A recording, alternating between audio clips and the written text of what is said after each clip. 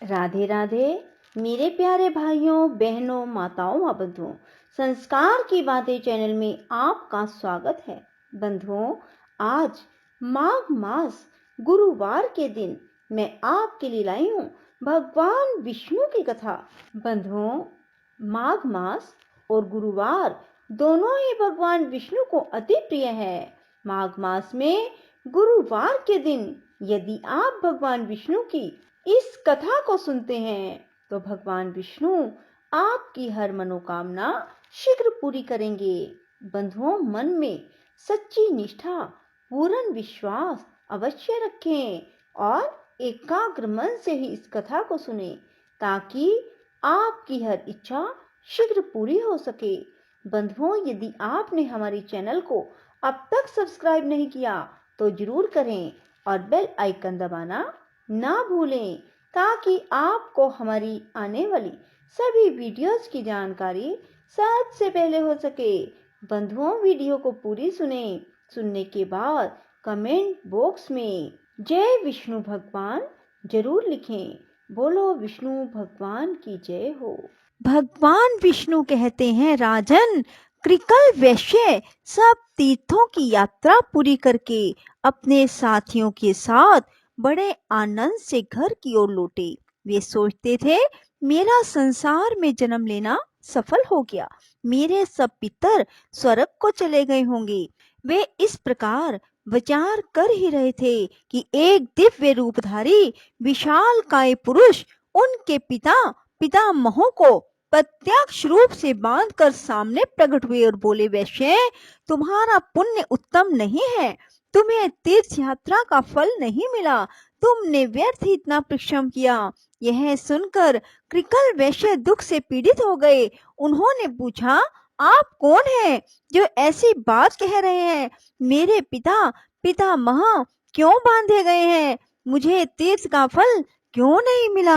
धर्म ने कहा, जो धार्मिक आचार और उत्तम व्रत का पालन करने वाली, श्रेष्ठ गुणों से विभूषित, पुण्य में अनुराग रखने वाली पुण्यमयी पतिव्रता पत्नी को अकेली छोड़कर धर्म करने के लिए बाहर जाता है, उसका किया हुआ सारा धर्म व्यर्थ हो जाता है। इसमें तनिक भी संदेह नहीं है। जो सब प्रकार के सदाचार में संलग्न रहने वाली, प्रशंसा के योग्य आचरण वाली, धर्म साधन में तत्पर, सदा पतिव्रत्य का पालन करने वाली, सब बातों को जानने वाली, ज्ञान की अनुरागिनी है, ऐसी गुणवती, पुण्यवती और महासती नारी जिसकी पत्नी हो, उसके घर में सर्वदा देवता निवास करते हैं। पितर भी उसके घर में रहकर निरंतर उसके यश की कामना करते रहते हैं। गंगा आदि पवित्र नदियां, सागर, यज्ञ, गो, ऋषि, संपूर्ण तीर्थ भी उस घर में मौजूद रहते हैं। पुण्यमयी पत्नी के सहयोग से गृहस्थ धर्म का पालन अच्छे ढंग से होता है।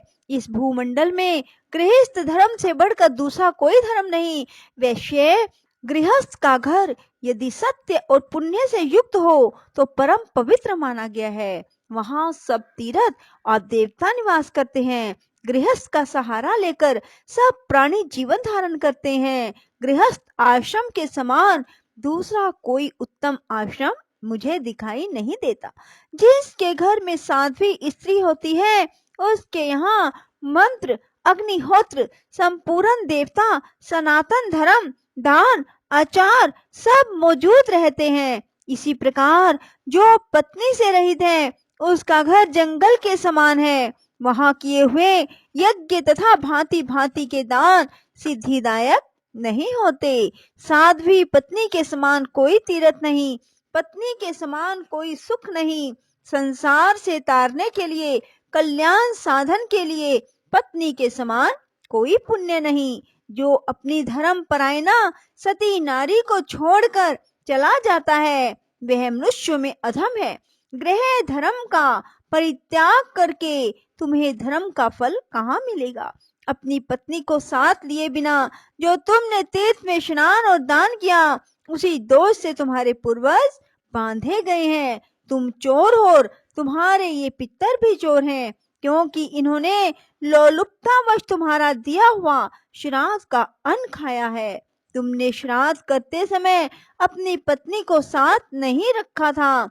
जो सुयोग्य पुत्र श्रद्धा से युक्त हो अपनी पत्नी के दिए हुए पिंड से श्राद्ध करता है, उससे पितरों को वैसी ही तृप्ति होती है जैसी अमृत पीने से। इसमें तनिक भी संदेह नहीं। पत्नी ही गृहस्थ धर्म की स्वामिनी है। उसके बिना ही जो तुमने शुभ कर्मों का अनुष्ठान किया है, यह स्पष्ट ही तुम्हारी चोरी है। जब पत्नी अपने हाथ से अन्न तैयार करके देती है तो वह अमृत के समान मधुर होता है। उसी अन्न को पितर प्रसन्न होकर भोजन करते हैं और उसी से उन्हें विशेष संतोष और तृप्ति होती है। पत्नी के बिना जो धर्म किया जाता है वह निष्फल होता है। कृकल ने पूछा, धर्म, अब कैसे मुझे सिद्धि प्राप्त होगी और किस प्रकार मेरे पितरों को बंधन से छुटकारा मिलेगा? धर्म ने कहा, महाभाग, अपने घर जाओ। तुम्हारी धर्म परायण पुण्यवती पत्नी शुक्ला तुम्हारे बिना बहुत दुखी हो गई थी। उसे सांत्वना दो और उसी के हाथ से श्राद्ध करो। अपने घर पर ही पुण्य तीर्थों का स्मरण करते हुए तुम श्रेष्ठ देवताओं का पूजन करो। इससे तुम्हारी की हुई तीर्थ यात्रा सफल हो जाएगी। भगवान श्री विष्णु कहते हैं, राजन, यो कहकर धर्म जैसे आए थे वैसे ही लौट गए। परम बुद्धिमान कृकल भी अपने घर गए और पतिव्रता पत्नी को देखकर मन ही मन बहुत प्रसन्न हुए। शुक्ला ने स्वामी को आया देख उनके शुभ आगमन के उपलक्ष्य में मांगलिक कार्य किए।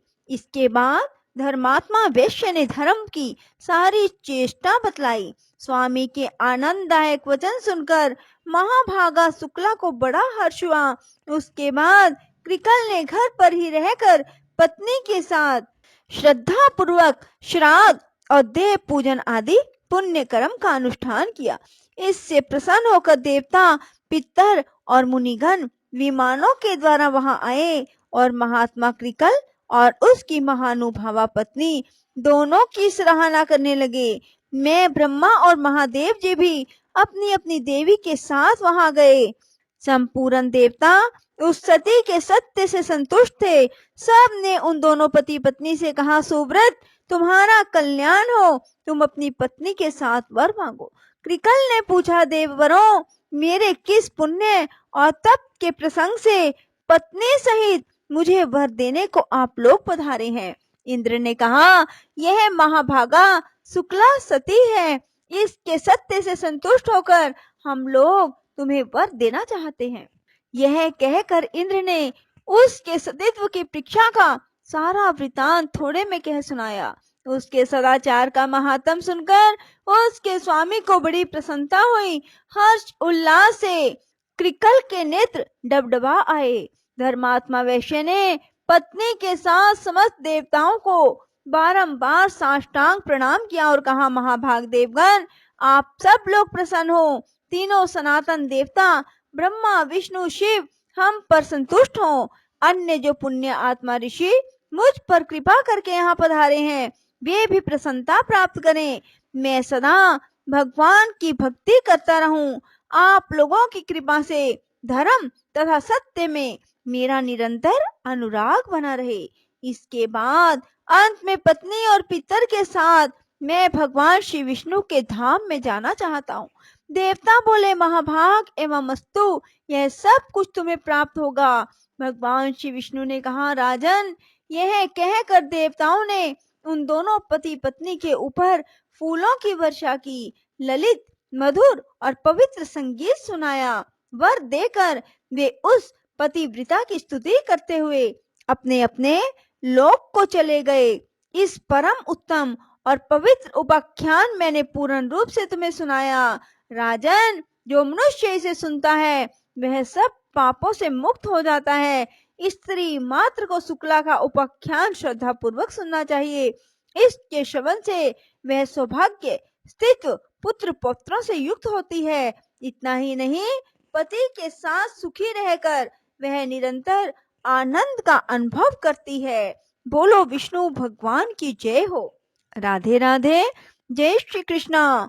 बंधुओं, यदि आपको हमारी वीडियो पसंद आए तो इसे लाइक करें और शेयर भी जरूर करें। धन्यवाद।